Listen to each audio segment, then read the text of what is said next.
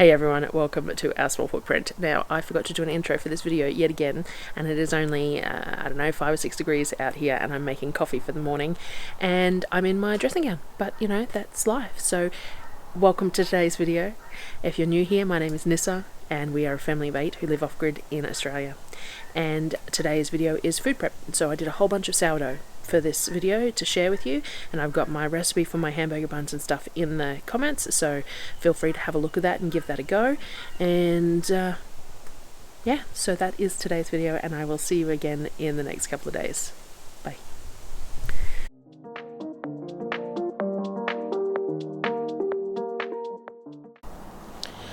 Started out the morning with breakfast. So as I've said before, as we get later into our 6-weekly trip, we lack the convenience foods. We've run out of cereal and we've run out of rice milk and things like that, so we have to do a lot more prep work and a lot more cooking to get us through.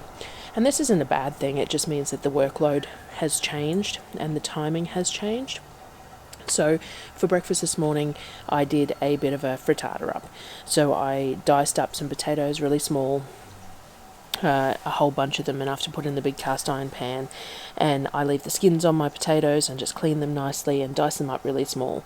When they're all diced up, I put them into the cast iron pan with some ghee or some lard, depending on what's on hand, and I start them cooking. Now, potatoes take ages to cook in a cast iron pan. They taste really good, but they take ages to cook. My suggestion is to try and find a lid that fits over your cast iron pan, and then that way you can sort of steam them in the pan for a bit before you take the lid off to crisp them up. It works really well. I find that it reduces the cooking time quite considerably, and you get the same fluffy, crunchy cast iron cooked potato texture. I added some minced beef to it because I had some in the fridge defrosting to make hamburgers for dinner, so I just added about a half a kilo of minced beef and broke it all up in the pan and the potatoes to cook that off, and I added a tin of corn as well. We always have tin corn on the shelf because it's something that is so easy to add to so many dishes and everyone really enjoys it. So I added a tin of corn to that, mixed it all through, and cooked the beef, the potato, made sure everything was well cooked. Once it was all cooked, I whisked up a dozen eggs. You can add some liquid to your eggs at this point if you want. I regularly do a cup of coconut cream to 12 eggs if I'm making a fluffy frittata type thing, but this was more just of a scramble, a really quick sort of a scramble. So I just whisked a dozen eggs up with a bit of salt and pepper, poured the eggs over the potatoes and moved it a little bit to make sure that the eggs were covering everything, and then put the lid on until it was all cooked.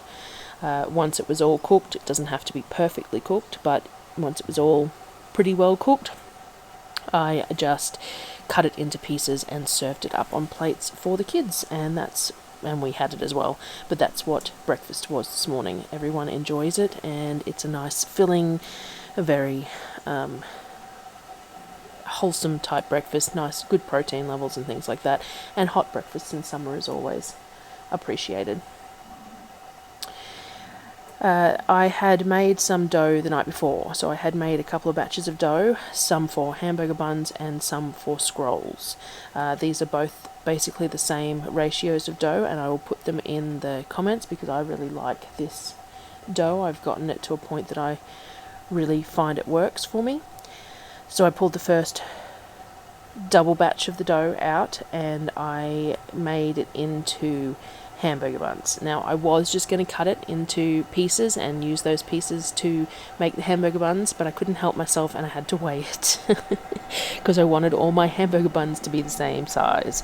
So I weighed them out, about 90 grams per bun, and then shaped them into the circles. Just pulled all the corners up into the middle and then rolled them over, and then rolled them on the bench or in my hand, and created those nice tight balls that will proof again into hamburgers. So I did that for the double batch of dough.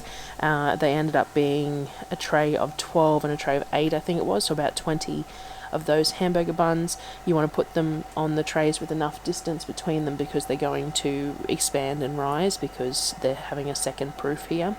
and you put them aside to warm up. I did have to put all my dough inside today because it only got up to about 8 degrees outside, so the fire was just sort of smouldering along, and it was around about 15 to 18 inside, so it took all day for them to rise, but they did inside, which was great. Once I got all those bread rolls done, I grabbed out the second double batch of dough. I split that into half because I did 2 different flavours. So I just, by eye, I may have weighed this one, I can't remember, but I split them into 2 and then rolled it out. So we're rolling it out into an even rectangle. I don't really go on sizing, I just go on thickness and the fact that it's nice and even. And then put plenty of flour on your board when you're doing it, because while you're rolling it out you're going to be pushing it into that board and it will stick quite badly if you don't have some flour on the surface. I decided to put some apples on this one, so I opened one of the jars of apples, the ones that didn't work out very well, that ended up sort of like a caramel jam, and I spread that out on the dough. So I leave a nice big gap at the top so that when you're finishing off the rolling you can stick the dough together, and I sprinkled almond meal over the top of the apples because they're quite wet and I didn't want to drain them because I wanted that caramelly sort of syrup in it, but it was quite wet, so I sprinkled almond meal over the top to help suck up some of that liquid. When you roll them up, you start the closest edge to you, and then you roll them away from you. With something as wet as this, once you get to the end, instead of rolling it all the way away from you, you're better off pulling that last bit of dough back towards you so that you're going to sort of catch all that liquid and all that apple into the scrolls rather than it seeping out the back end. And if the dough gets too wet at that end there, you won't be able to pinch it together because the liquid will stop you from being able to get it to seal. So if you pull that last bit towards you instead of rolling into it, then you'll be able to get that last bit to pinch together better.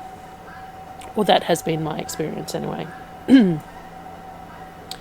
I cut these into 12 and I just use a serrated knife very gently, and that tends to keep the shape.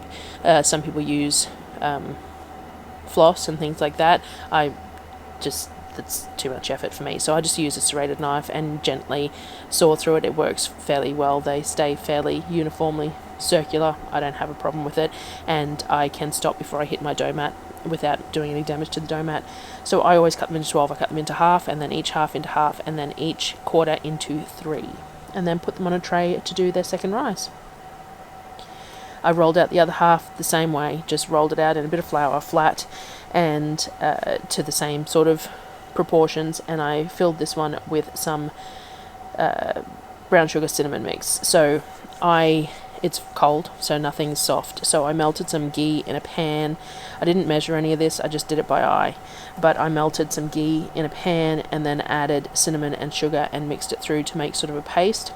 I actually tasted it and added more cinnamon because I like mine to be fairly heavy on the cinnamon, and it just wasn't strong enough, so do it to taste. Some people don't like that heavy cinnamon flavour. I kind of like it to have that little bit of a burn when I'm eating it, and the kids are happy to eat it that way too. So I melted that, added the cinnamon, and then stirred it all up so we ended up with a bit of a paste, and spread it on the rectangle, again leaving that kind of chunk at the top that was bare so that you've got something that you can use to stick together rather than having liquid all the way in, because you won't be able to pinch the dough together. And then sliced that into 12 just like the other one and put it aside. So that went inside as well to proof with the hamburger buns. This is what everything looks like proofed, so everything's sort of nice and puffy, and I wouldn't say doubled, and it possibly could have gone a little bit further if it was warmer, but it got to a point where everything had to be cooked, and this is what it looked like, so it worked out quite well.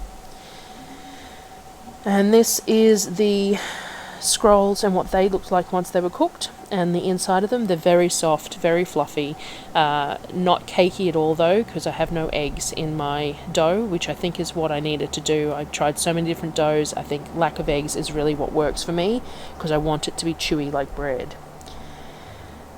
This was the buns after they were cooked. Now remember, I'm cooking everything in a barbecue at the moment, so it's not very evenly cooked. There's different browning on different points depending on what has closest access to the flame, and that's just life. But this was the buns cooked. I made hamburgers for dinner because that's what was requested, which was why I was making hamburger buns. So with my meat patties, I just add salt and onion powder into my mince and mix it all up by hand. I ground up some onion powder in my TriBest personal blender to make the onion powder, mixed that and the salt into the meat, made sure it was well mixed, but didn't agitate the meat too much because it sort of emulsifies. We don't want our hamburgers to emulsify. And cooked them off, shaped the about 1.5 kilos worth of mince into those patties and then cooked them off. This is what the buns looked like inside. They're kind of a dense, chewy, but soft bun. They're very nice. We're happy with this recipe now. It's one I've made a few times now, and it's one that I will definitely come back to and make again because it just seems to work really well. And this is what we ended up with for the kids. I make a board for them that has what they want so they can serve themselves with the buns and the meat patties. There was a bit of lettuce from the garden and some tomatoes that we had inside ripened because they were picked green, so that it's been really nice to have a few of those tomatoes that have ripened up for us to use. And then I just serve it up. We also have caramelized onion jam and mayo and the apple butter barbecue on offer for them to use however they wish to use it. And that was dinner for the night. So that was today's food servings. Thank you very much for joining me again, and I will see you again in the next couple of days.